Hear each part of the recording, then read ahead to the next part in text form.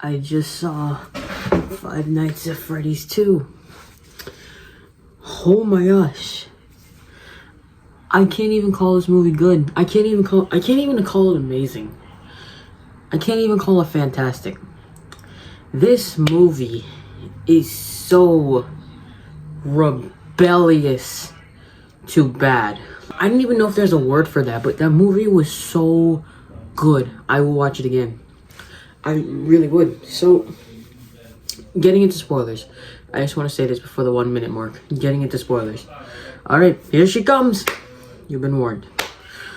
Five Nights at Freddy's 2 is a whole new plot line. It's just years later. Like, that's normal with a lot of, like, these movies and stuff. But Five Nights at Freddy's 2 takes a whole new toll. Like, it's just new predicament.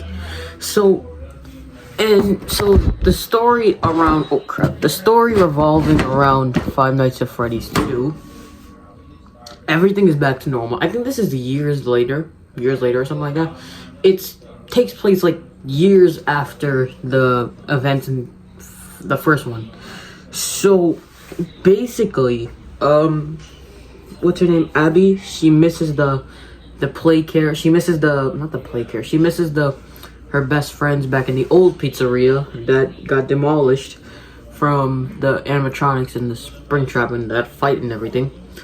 And it's been closed down. They opened up a second restaurant, which is Five Nights at Freddy's, the next pizzeria.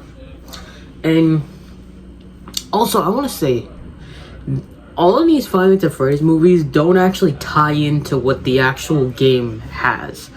But it doesn't matter because it's still incredibly good. I mean, it's not a matter of if the movie's good. It's a matter of if the movie ties into the original. But Five Nights at Freddy's 2 is a whole new toll. Like, I watched Party the first movie, and that was good. I think I left a review on there. And this movie is no different, but this movie is more better, and it's super cool and understandable and stuff like that. It's super understandable. So, back to spoilers. Abby misses her friends. One day she has some sort of like science fair thing, and she's been working on some sort of robot for her class and crap with her new friend, which we only seen a few glimpses of. I don't think he has a crucial role, but basically what happens is, throughout the film, Abby has always been grieving for her friends, which is the animatronics in the first movie. And that's okay, but it leads to even more bigger problems. So she eventually goes back to the old pizzeria to see if she can get her friends, and she eventually crosses paths with Mike once again, because remember, they live in the same house, they're brothers. Oh, and Vanessa's out of her coma. Vanessa, they don't actually show like her recovering. They just show her right out the coma. But I guess it's okay. Oh, the thing about Vanessa, she used to be friends with the girl Charlotte. Charlotte is the girl that was the marionette in the actual games, and that's the only true part. But still, I do think Josh Hutcherson, Piper Rubio, and what is this girl? I forgot the girl's name. I'm so sorry. But no, I still think Josh Hutcherson, Piper Rubio, and Vanessa does a good job through the acting in this movie. Oh, and I'm gonna get this right out the way. Springtrap, William Afton. It felt like he was going to have a crucial role in this movie, because remember movie 1 is basically where he's trapped in the suit. It felt like he was gonna come back, but he kind of doesn't. He just lures in your mind. So that's probably for the third one. And yes, there is a third one coming, and I'll explain that in a second. But his son, William Afton, plays a role in this movie now. We didn't see him in the first movie, now we see him. But he looks very cool. So basically, the marionette and stuff is basically taking over this girl's body that tried to sneak in. Stuff like that, whatever. And she turns into the marionette and all her friends die. That's basically it. So, back with the what's her name? Back with Abby. Back with Abby. So she finds some sort of fast talker, and it starts talking to her one time at night. It says to come to this new pizzeria, which she doesn't know about. So she takes her bike, goes there. She sees the new pizzeria. She meets her old friends. I'm not gonna get too deep into spoilers because I think you still want to at least watch the movie. I mean, I don't know why I'm being like that. I mean, I already said the spoilers in the beginning. I'm not gonna do that to you guys, but I'm gonna skip a lot. So the new animatronics are starting to preview. They get even more worse, and they eventually start breaking into houses, stuff like that. And there's the iconic Five Nights at Freddy's 2 room, the office. And I just only have two things to say.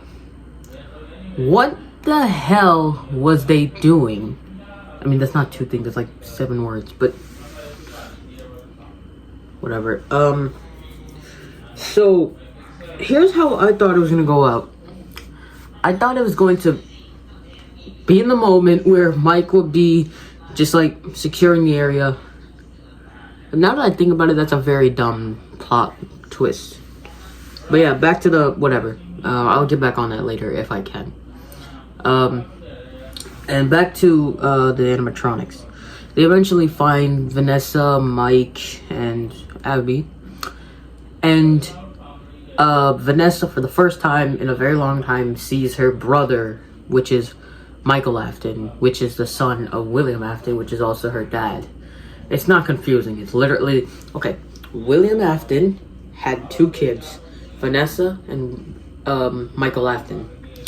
And the rest is history. So, with William dead, or at least in the suit, Michael Afton wants to take over his legacy that she killed off. So now, the crew, after a big fight with the old animatronics, they finally come back. I didn't think they were going to come back. That caught me off guard in the theater.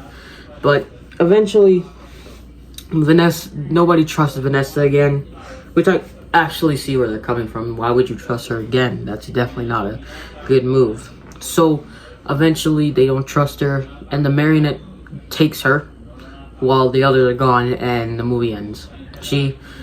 And there's after credits, and it's basically just showing these group of kids breaking in again and just finding the old room and just stuffing Springtrap or trying to take him. I don't know what they were planning on doing, but that's it. And also, Corey Kenshin does come back in this movie. I'm very glad about that. I'm gonna play some clips of when I was during the theater, when I was coming into the theater and coming out the theater. I'm gonna play some clips. Here you go. Guys, I'm alone this time. It used to be me and Aaron and Dan. Now it's just me alone. But I just got a large, right? No, this is a medium size, right? Yeah, it's a medium size. $8.50 freaking dollars. It doesn't matter how you look at it. $8.50 for medium-sized popcorn is crazy.